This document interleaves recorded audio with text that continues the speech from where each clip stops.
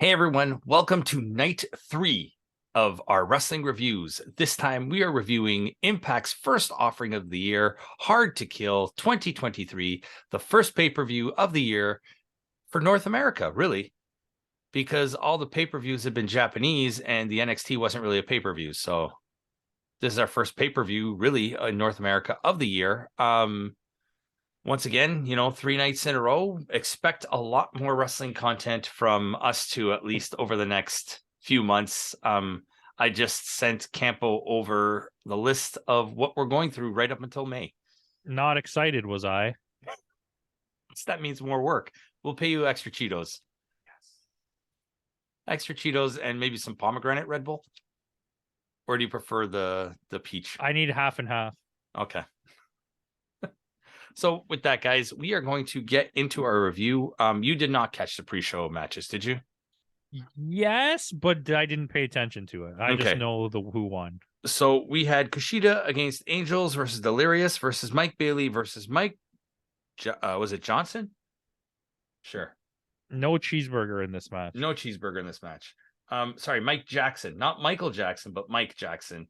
His and brother. Yue Ball? Yue Bowl. He directed it. Right off the bat, I said you must be pissed off because there's two guys in this match with no shoes. Yeah, I was upset. Mike Bailey's my one exception to the rule because he almost looks like he has shoes. Yeah, he wears the shin guards with no shoes. Yeah.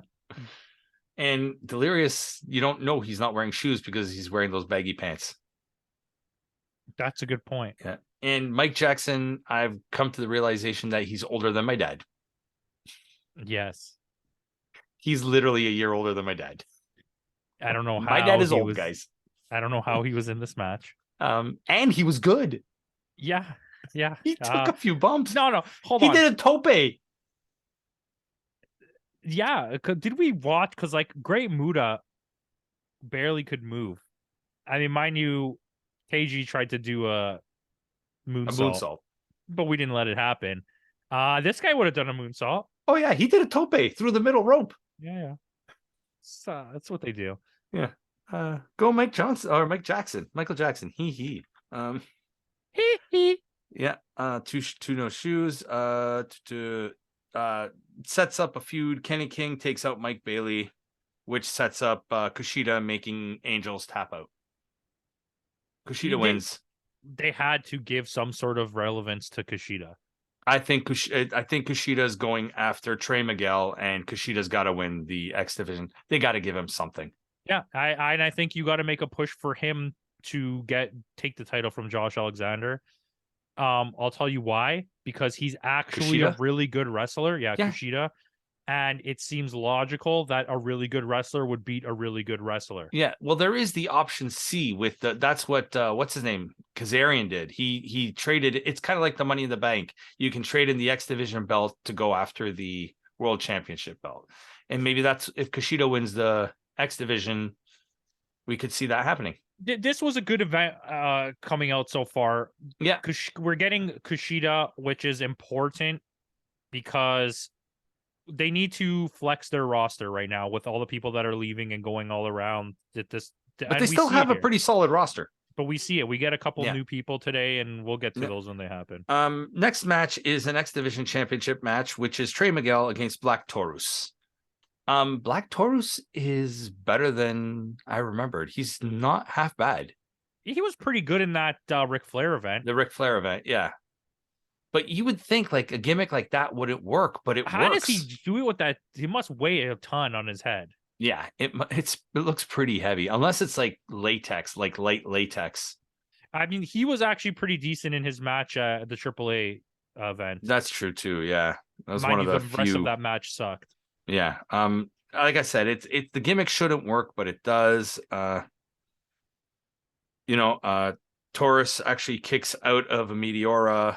The only thing was is Trey Mcgill the heel in this match? I guess because he used the spray paint in Black Taurus's eyes to get the pin. But was it in his eyes or was it in the bull's eyes? Bullseye. Well, regardless, the finish was bullshit. How about that? Yeah. Yeah, Trey Mcgill retains. I think this is setting up Trey Mcgill versus Kushida. Yeah, I think we can't judge the pay-per-view on these two. No, this is just the opening match. Or sorry, the dark matches, pre-show matches, whatever you want to call it. Because the main event or the main show starts proper with a nice little tribute to Don West. Mind you, I would have preferred it if everyone came out on stage rather than just people walking out as the guy's talking. Like people just kept walking out. Yeah. Everybody should have been there on the stage when they made that announcement. And then they cut really harshly to a Mickie James promo that was irrelevant at the time. Yeah. Just so that they could show her backstage getting hugged by Raven.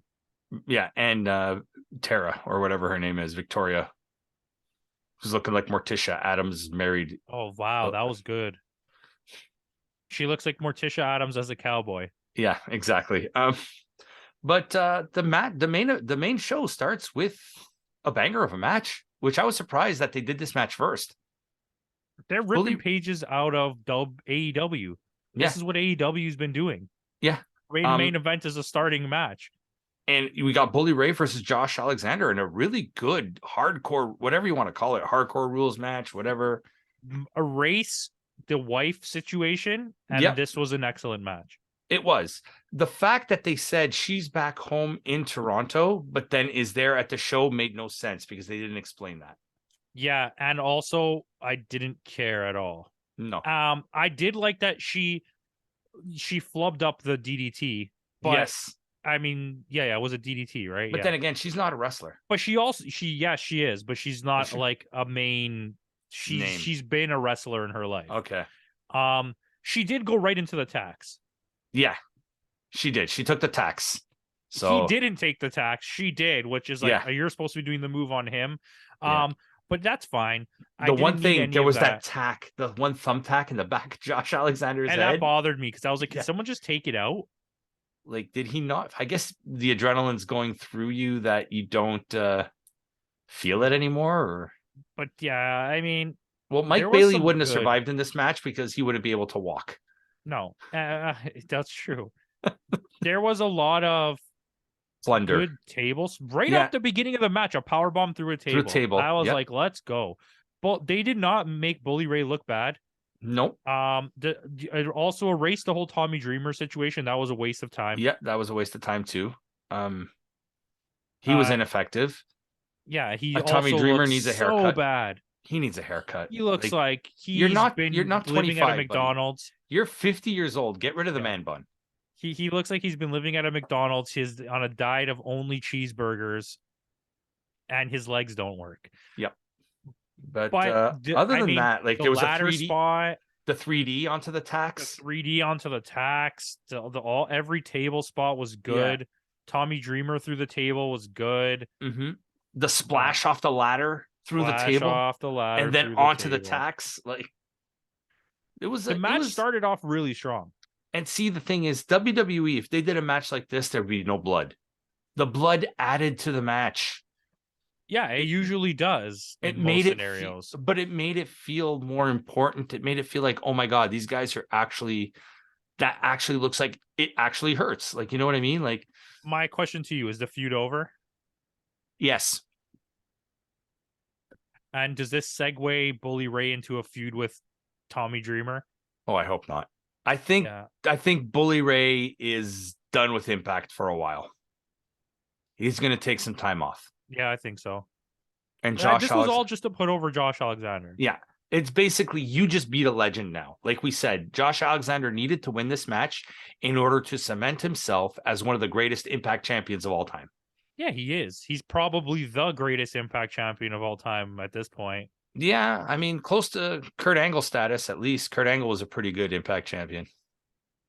Jarrett, not so much, but... Yeah, Jeff Jarrett's not the best anything. No, he like to think he is, but... I mean, he's the best at helping put people over. Yeah, he's really good at that. He's a pretty good heel.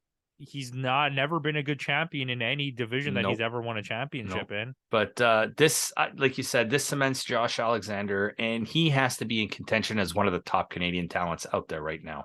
Yeah, I think for this kind of day, we're going to do best women, I think. Yeah. But I mean, there's always a spot for like best active Canadian male wrestlers. Yeah, I would agree with that. But yeah, this was a good match. Josh Alexander retains. They do the whole celebration with him, and it was the right thing to do. It cements Josh Alexander. Yeah. And what I like is this show also flowed. There weren't too many promos in between. No, but the promos did suck. Yeah, they did, but there weren't too many promos, so I'm not talking about them.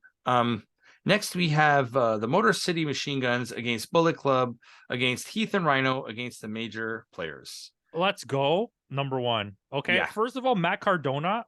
So good. So good. This is like a good sign. Like on top of the people we're going to talk about later, Matt Cardona being here kind of means there's a chance that Matt Cardona is going to stay on in Impact. In Impact. Yeah. Maybe Matt Cardona's next. Maybe Matt Cardona's next for Josh Alexander.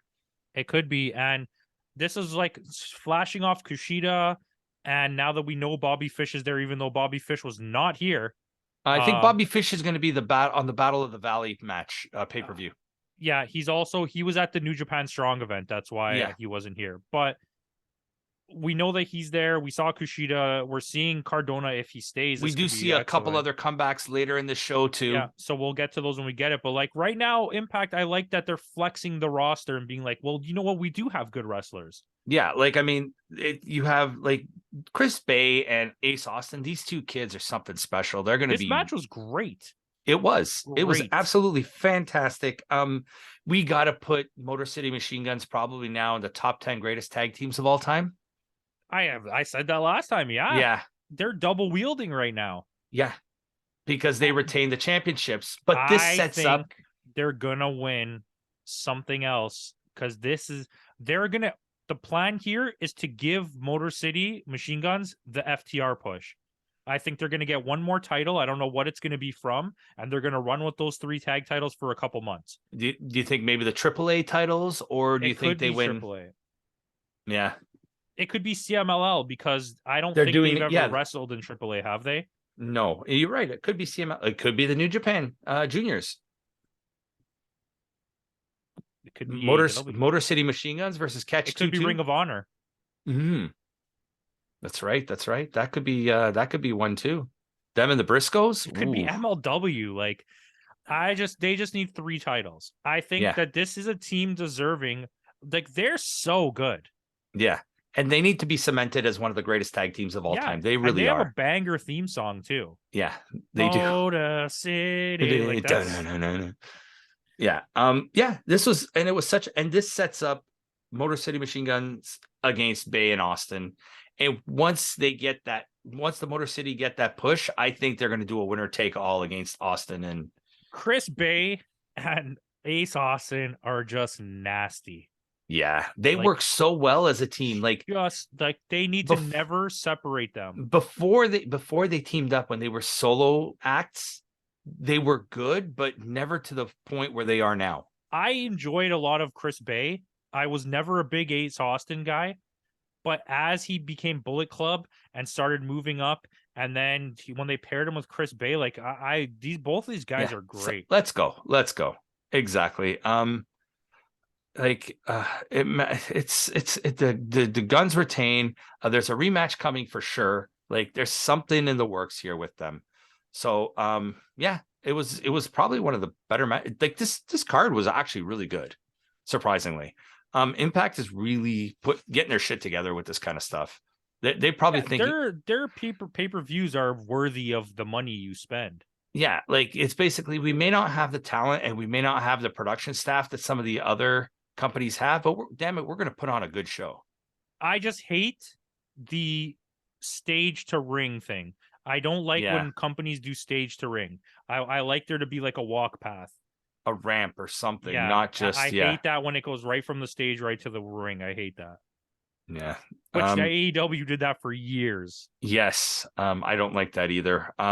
Next we have Kazarian come out. So I guess his contract with AEW is done. Yeah, this is big. This is big. Kazarian's back home. Impact is doing what they need to do to replace what they're losing. But the thing is, with Kaz joining Impact Wrestling, you also now have that established veteran backstage that can help the younger guys with their matches, with whatever they need. You have someone to help also continue putting over. I think this goes to a Josh Alexander feud where it's another legend to help put Josh Alexander over, because he's already beaten Kaz though. I know, but I think that was like a one-off. I think now a feud begins. Yeah. But or like you said, it could be with Matt Cardona. Yeah. But I think if he's gonna drop the title, it's got to be someone who's got to be like, I mean, Kaz Kushida wouldn't come back if. I'm sorry. Yeah. But I mean, maybe Kaz comes back. He wins because that's one championship he's never won yet in Impact. Yes, and Josh Alexander's reign has been long. And once again, like I said in yesterday's episode, you can lose a title and win it back. And now you give relevance, you give reason for Kazarian and Josh Alexander. Oh, now you're a 2-time champion. Oh, congratulations. Yeah. You know what I mean? Like look how many times in the last 2 years Mox has won and lost the belt.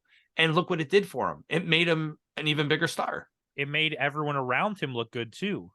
Yeah. So let Kazarian win, let him hold it for a couple months, set up a huge feud where they go back at an event and blah, blah, blah. Yeah. Because that loss to Kaz will mean so much more. Yeah, because now he has to come rise from the ashes. But Kushida, give Kushida a title. This guy's career is so undecorated for like the level of wrestler that he is. Like a couple junior heavyweight belts runs. That's really and then look at the gap between. Okay, mind you, he had the great run with Alex Shelley when they were the Time Splitters. Yeah, that was great.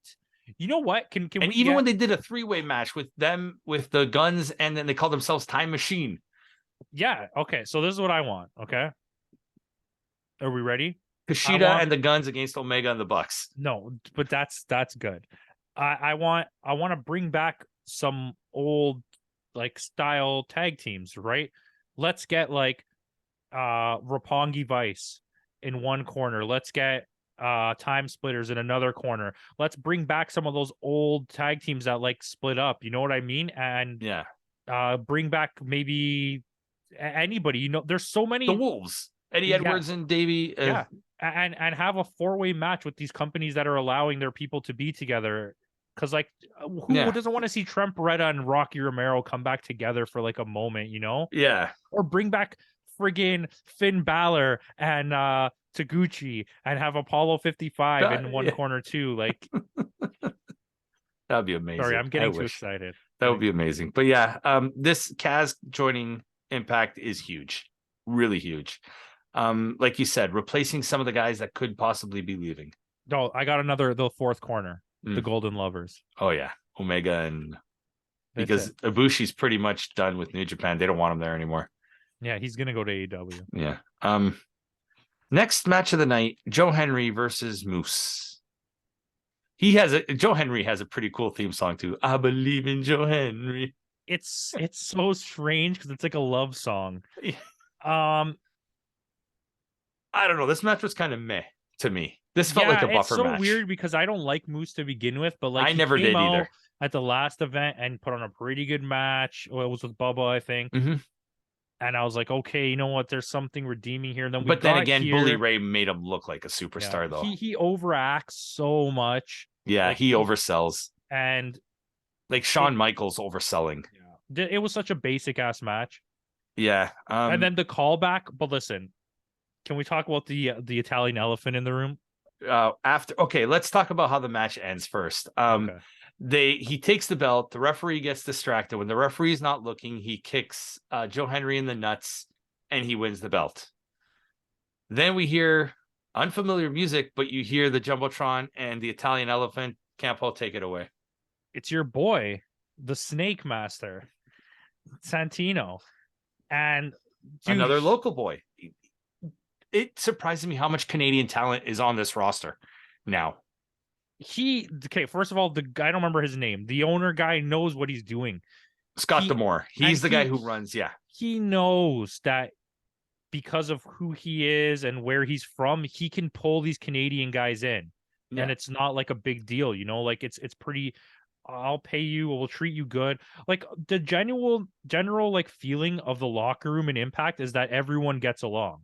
Yeah, everybody gets along with. There's no heat in the locker room, and it's like truly like about the wrestling, this company, and having him, that's another big addition. Like he might not be the best wrestler ever, but his character is hilarious. It's going to add the comedic relief that we need, and he can wrestle. He can. But then again, he's also one of those guys who's trained wrestlers, so his knowledge backstage is tremendous. Again, good for the company. Like, can you imagine, like, back behind the scenes, Santino helping someone like a Josh Alexander? You have Frankie Kaz, you have Cardona there, you have Bully Ray. I mean, it's, to me, like I said this a few times for sure. I think that Impact is getting ready to blow up, and what's going to happen, though, I think this year may be their year. They're going to stay indie. They're not going to take on very big venues or anything like they're embracing their indie roots. Yeah, they're embracing it, but they're going to start making a lot of money. They're actually going to start pulling in money, because you could see that they're setting something up that's gonna work. The women's division is amazing. I mentioned this in the next match. Impact has the best talent in North America in terms of women's roster. Yes, because we're not going to talk about Stardom. They're definitely the best. Yes. But I mean, you know what? But they're clearly number 2 in terms of women's is something different. Yeah, but they have a few good wrestlers there, because the Yuka Sakazaki's the Ice Princess Ribbon, Princess Ribbon, and you have Maki Ito's there all the time. Yeah. And like they have a pretty decent roster, to be honest. You get a lot of, what's her name, Riho's always there. Yeah, Riho's always there. But it's like, okay, Impact, yeah, come on, Deonna Purrazzo. I mean, well, I don't need to talk about anyone else. So yeah, before we go into the next match, then let's finish off here. Santino comes out, restarts the match because he's now the new director of authority, and he saw what happened. That's not the right way to end the match. So they restart the match. Joe Henry retains. Didn't we bring Santino back while Emma was still there?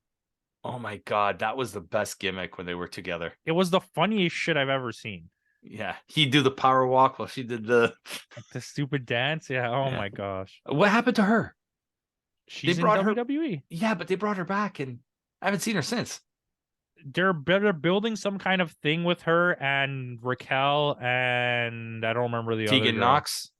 I don't remember. But yeah, so we're going into the next match. 4 of probably the most talented women in the company. Like, I mean, the whole roster stacked in terms of women. Yeah. They're in a rough position. Deonna Purrazzo's contract's about to expire, and so is Taya Valkyrie's. I think Deonna's staying. I think she's going to stay too. Yeah. But I think Valkyrie's might go to AEW. Or she may go back to Mexico. That's true, because I know WWE wronged her so bad in her. She won't go back there. She had 6 matches in the entire time she was signed to WWE. In a year and a half. Yeah. But one thing I did notice as I look back at the email, the message I sent you a few weeks back when I was telling you about this show, there was a match on this card that they never showed. They replaced it. The Trey Mcgill match was replaced by, Trey Mcgill was there. They removed this match. It was Jungle Juice. Oh yeah, the tag, the three teams, right? Yeah, they removed that match. I wonder what happened there. Yeah, okay, so who was it? That was Taya Valkyrie and Jungle Juice. And Rosemary against Giselle Shaw, Savannah Evans, and Tasha Steelz. Ah.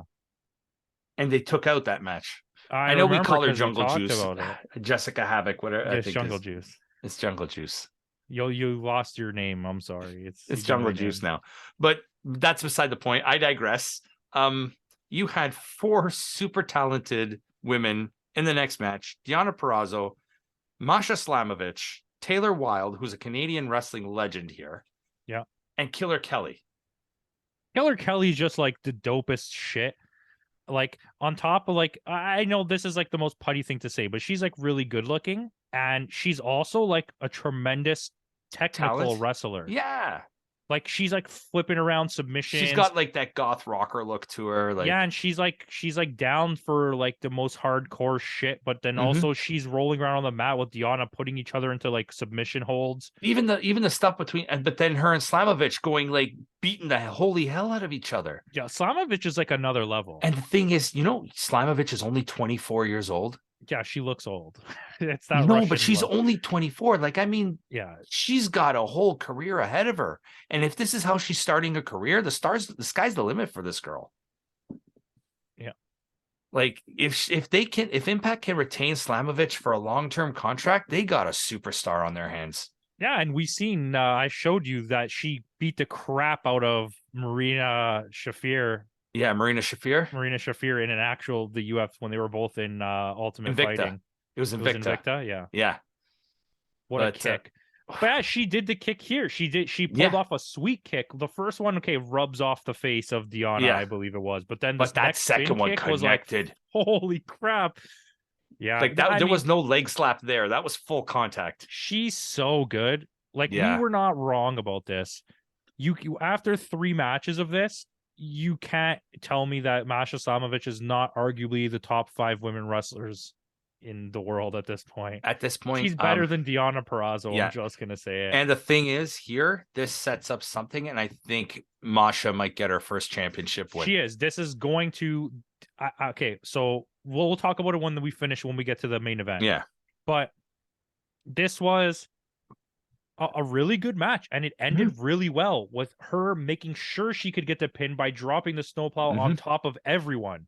And pinning Taylor Wilde. Yeah.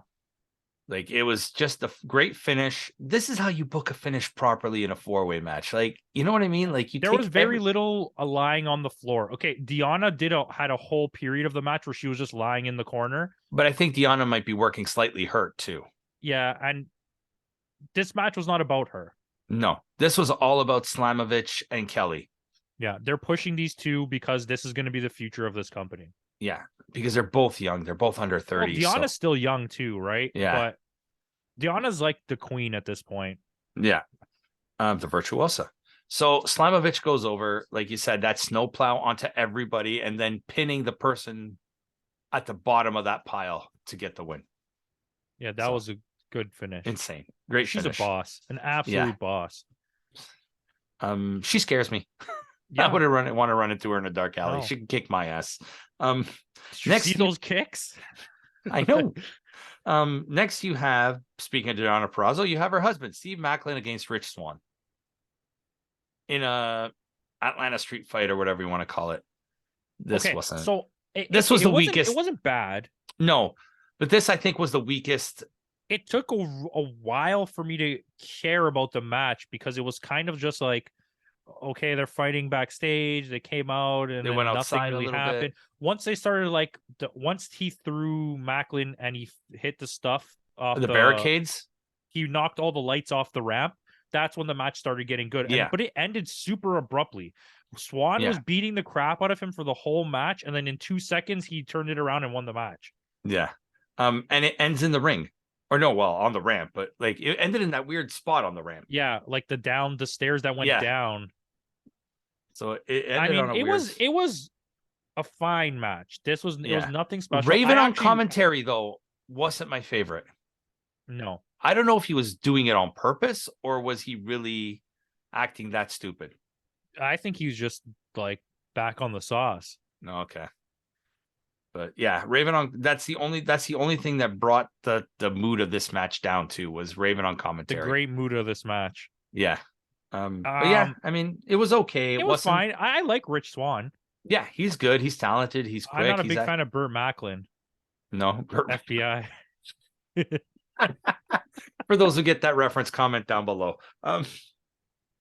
Yeah, Macklin wins. This is really the end of the feud, I guess. So where do these two will find something to do later. Yeah, I don't know. There's really nothing for them right now. They're both mid-card. Yeah. They're both mid-carders. Yeah. Not bottom mid-carders because they got some name value to them, but... Yeah, but they're not at the top of the mid-card either. They're not winning any championships right now, so... So next you have a fantastic match: Jonathan Gresham versus Eddie Edwards. Oh yeah, dude, this was an excellent match. Oh, And Eddie Edwards really threw a beat down on him. Yeah, like, he really, did. really threw a beat down on him. Both of them on each other. Like Gresham's ability to constantly come back from the beating was what I liked, and he targeted like certain spots. Like he kept hitting him in the arm, in the and arms. he was really hitting him. I don't want to say this was basically Jonathan Gresham saying, "You guys signed me to Impact. I'm going to show you what I can do." And so once again, showing off the talent that they've signed. And like I said, I don't want to say this was a constant like aggressive move and then receipt, because that's what it felt like. But I do feel like this match was a shoot. It was a back and forth. Yeah. They were like, okay, we're really just going to shoot and just beat the crap out of each other. Because it comes off a little bit like Eddie Edwards hits him hard, and then Jonathan Gresham gives him a receipt, and then Eddie Edwards gets mad about it and slaps him in the face, and then Jonathan Gresham's like, okay, I'm really gonna punch you in the arm now, and hits him in the arm. Yeah, and you're like, what the hell is happening? But it looked great. I mean, Jonathan Gresham has that. I know a lot of companies may overlook someone like Jonathan Gresham because of his height, but this guy has both the strength, the speed, and the agility. Like he has that. If he can work on some of his in-ring charisma a little bit more, this guy could be a star for the company too. And he's not that bad of a talker. No, but he's got to work on that charisma a little bit more. Like that the in-ring promo for this match was really good. Yeah. But I'm talking more the in-ring charisma. No, I definitely get what you're saying. I'm just, but work Edwards, the crowd a little bit. Like, Eddie Edwards do the whole like has like a charisma to him. Yeah. And like he was just dropping Boston knee parties. Yeah.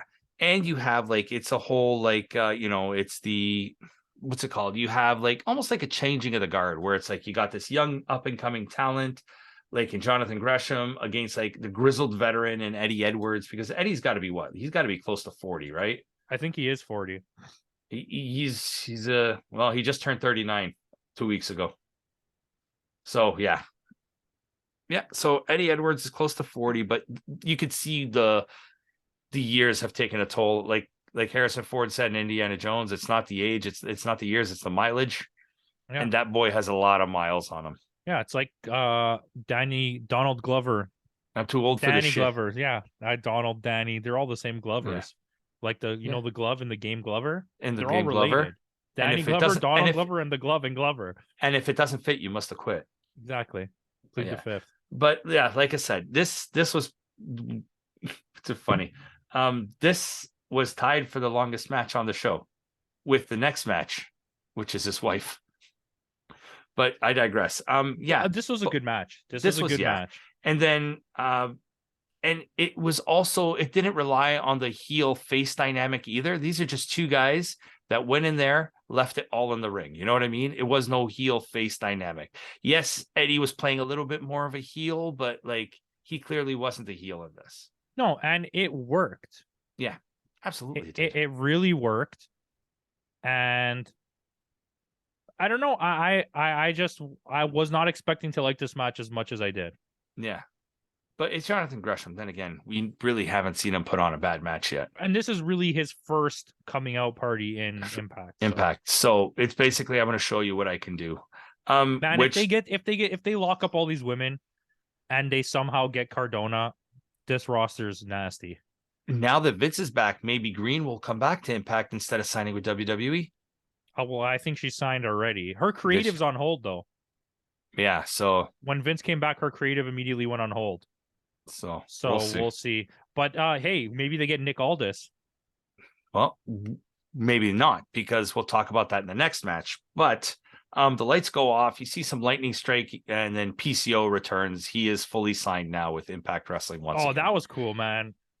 That's cool. I love PCO. And he has this like Frankenstein gimmick now, and just let him ride, man. The guy's a legend at this point. Yeah, he's like 60 at this point. Like, got to be close to 60, no? And he still looks jacked as hell. Yeah. Like, he looks like he could still take on. Good for him, man. Good for him. Like, he's found a second life in wrestling, I guess. Here, Carl Ouellet. I remember when he used to wear the eye patch. That's my boy. Yeah, he is 55 years old. He shares the same birthday as Eddie Edwards, December 30th. How about that? Let it ride. Let it ride. Let him go.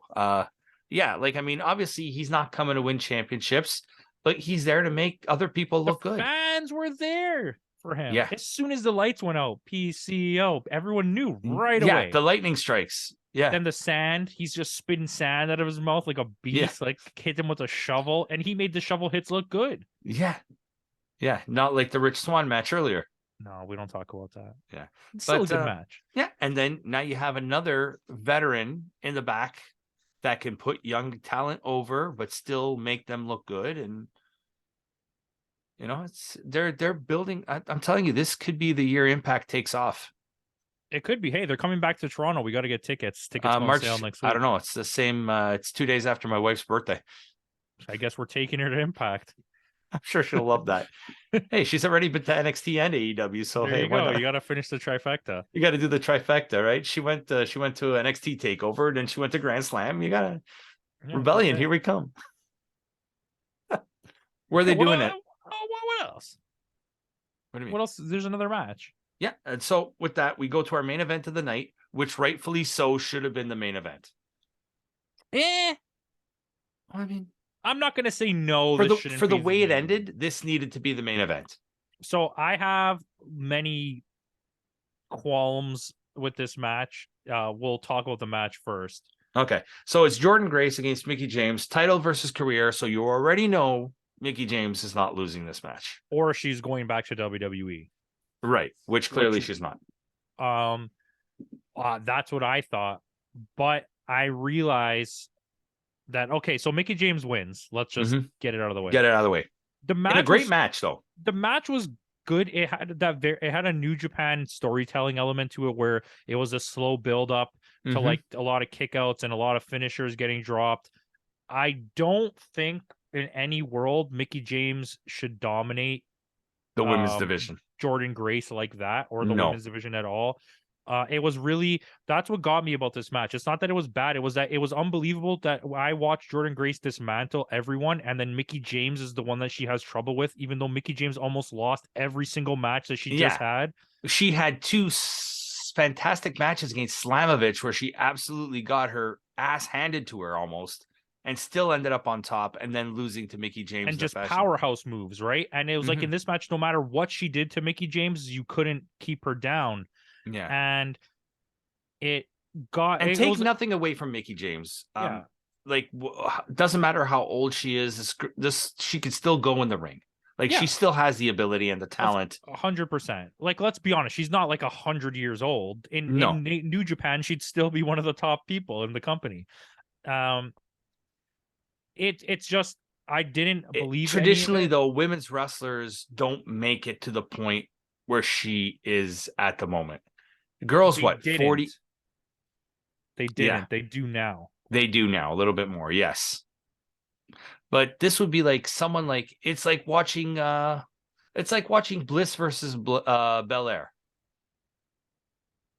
Yeah, and in theory. Yes. And did you see on Monday they stole that right out of Scary Movie 2 weeks ago? That's literally right out of Scary Movie. Yeah, that's what they do. They literally did the whole fight scene by scene from Scary Movie. There's no originality. No. Like, honestly, guys, go look it up. Bliss versus Bianca Belair, Scary Movie. Like, it's almost scary how Scary identical Movie that. 3, I think. Was it Scary Movie 3? I think so. Okay. Anyways. But I digress. The match was fine. The wrestling in the ring was good. The story told was good. It was very epic, but I just couldn't believe that this goings on. I guess they're showing Mickey's resilience, that she can always get back up from being knocked down. All this told me is this is how they give the title to Slamovich, by not making her beat Jordynne Grace. And then Jordynne Grace coming back. Makes me also think that maybe Jordynne Grace was like, I'm not giving her the title. So they're like, okay, how about you lose to a legend that helps put you over? We let Slamovich win, and then at some point at the end of the year, we'll make a feud between you and her again, and you can get the title back. Yeah, I could see that. Because Deonna is going to stay in the tag team division, I think. Especially if what's her name comes back. Especially if Mandy Rose. Oh, Rosen. Oh, that would be a good if tag Mandy team. Rose comes, they're not going to take Chelsea Green back. No. And in terms of talent, though, Chelsea Green is a bit more talented than she has a higher ceiling than Mandy Rose, but Mandy Rose will bring in the fans. I think Mandy Rose has a higher ceiling. I think Chelsea Green is far better right now. Okay. Because Mandy Rose showed pure, like, just growth.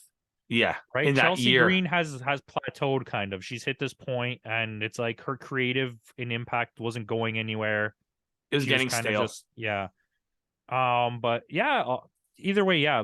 But I think Deonna is gonna sit around in there. Maybe she wins the digital media championship, which is the one that anyone can win. Yeah. Maybe that. Mandy Rose? No, Deonna. Oh. I don't think they're going to put Deonna Purrazzo back in the main title picture for a while. I think it's going to settle in, and then maybe you get a feud with her and Masha at the end of the year or something. But for now, yeah, I think the next feud for Mickie James is going to be the Slamovich versus Mickie James. Slamovich earned number one contender, right? So it's going to be. It is going to be that. It's going to be another loss for Slamovich, unfortunately, and then a win. Is what I think. Slamovich will get the loss, and then maybe that's where she says, "Put your career on the line again." I can't see. I don't think Mickie James is leaving. No, you don't see her leaving now? I thought this was the moment when, like, oh, she's going to WWE, but I don't think she's leaving anymore. Well, with Vince back, no. If Vince were not there, then maybe. But as soon as Vince came back, it's like, no, she's not going back. No, after the way he treated her. I guess what this means. It means maybe Nick Aldis is coming. But that's the thing. They showed her entire family and her son, but Nick Aldis was not there. Because I think this is a thing. You think they're hiding it? I think this is a thing.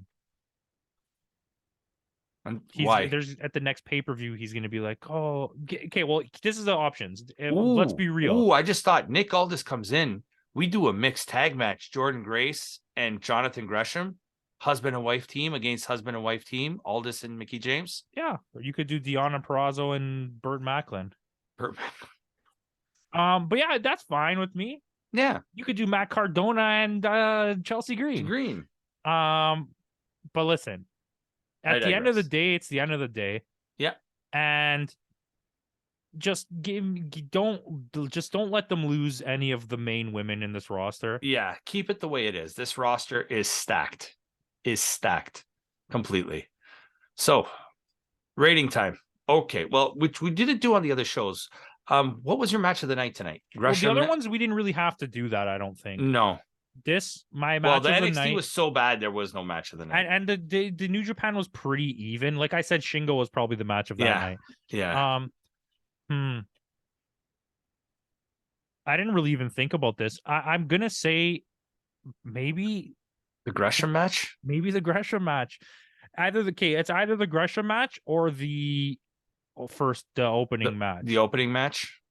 Actually, you know what? It was the tag team match, the 4-way tag team match. The 4-way tag team. Okay, that was my match of the night. Yeah, you really love that one. I would say just to be different, I'll say the Gresham match because they were both. Which is like most of the matches on this card were good. It was actually a really good show, all in all. What would you give it as a rating? No, you're gonna give it a rating first. Okay. I gave it not as good as the Stardom Queendom, but I gave it close. Queendom I gave 7.6. This one I gave a 7.4. I'm gonna give this 7.5. Okay, so we're on the same page with that train of thought. So that's good. That's good. I think it was a genuinely good event. I think it's bogged down by production value. Yeah, by weird decision making. But I can look past that because the decision making in this show was not as bad as some of the NXT decision making. But mind you, there was 3 matches on this card that we didn't need at all. No. We didn't need the Burt Macklin against Rich Swann. We didn't need the Moose match. No. And that could have been replaced with the Black Taurus match on the main card instead of having it on the pre-show. You didn't need either one of those pre-show matches either, to be honest with you. But I mean, at least the X Division match, because you want all your belts on the card. Basically, you had all your belts defended with the exception of the Jungle Juice belts. Yeah, I wonder what that was all about. We got to look into the dirt sheets and see what happened there. But you know what? I changed my score. Give me a 7-7. 7-7. Give me a 7-7. Okay, so we're gonna do this live on air. We're doing this live on air. We're gonna do this live on air. Portion of Since screen. We're gonna show it anyways. So you got nothing here. There you go. So that is all the scores we've given so far. We're gonna change yours. It's unfortunate that the two other jerks don't have any numbers on here yet. Yeah. Hopefully they'll get something for the Royal Rumble. You know what though? If you can give it a 7-7, I'll go up. I would say this was maybe on par with Dreamdom. Let's go 7-6. Because it was a good show. Nothing really. Everything was good about it. Streamlined. Yeah. So let's give it a 7-6. So I'll bump it up a little bit. You know what? We forgot. We were talking about bad events. AAA event was dog poo. Yeah. I'm glad I forgot what I scored it. I'm glad it's lower than New Year's Evil. This was worse than New Year's. I scored this as low as New Year's Evil, but then again, the New Year's, sad to say that show was better than New Year's Evil. Or sorry, New Year's Evil was better than Noche de Campeones. I need a screenshot of this. Yeah. Just go to the link I just sent you. Oh, it's there? Okay. Yeah. Well, I just took a picture of it anyways. Yeah, so I'm gonna be in agreement here that Wrestle Kingdom was the best event so far. Yeah. Mine was, I think I did the same thing. Wrestle Kingdom, mine not scored as high as yours, but yeah. 8-2. You know what? Going back, I think I need to change that. I got to give it at least an 8-4. Oh wow! Did you see this? In retrospect, he goes back and he cheats. Yeah, but I'm doing it. I'm not doing it behind the scenes. All right, so then while we're here live on camera, give me a 5-5 for AAA. 5. You're gonna lower it? Yeah, I think it needs to be like an emphasis of how bad it is. Yeah, but photosynthesis. Photosynthesis. That was clearly the worst show of the year so far. The best show of the year has to be Wrestle Kingdom, because going back, I can't have it as close as I graded New Year's Dash. That's why I had to change it a bit. Hey, if you take out those two events, the rest of the year has been great. 7-6, 7-9, 8-7, 7-3, 7-7. Yeah. Like every show, with the exception of the AAA and the NXT show, yeah, this year has been a great year so far. Like, can you believe this? Like, we've done 6 reviews already. We've watched 7 shows. The 2 worst ever so far, and the like 2 best. And like, yeah, bangers. Yeah. Like, that Noah show, like, so good. So good. Yeah. So I think next week is the night 2 next week. Well, we'll do something. We'll figure something out. We'll figure something out. Night 2 is next week. Yeah. So we'll probably have the review the week after. So because next week we'll have it. Yeah, we'll have the review out next week. Yeah, and probably the state of wrestling. And then because the week after that we actually got 2. We got the New Beginning show as well on the 22nd of January. Okay, so then we'll save the state for the Royal Rumble week. Yeah. Because the week after that, we got Vengeance Day and New Beginning in Sapporo. There you go. We're all set New Beginning in Sapporo too. And then the week after that, we got New Beginning in Osaka.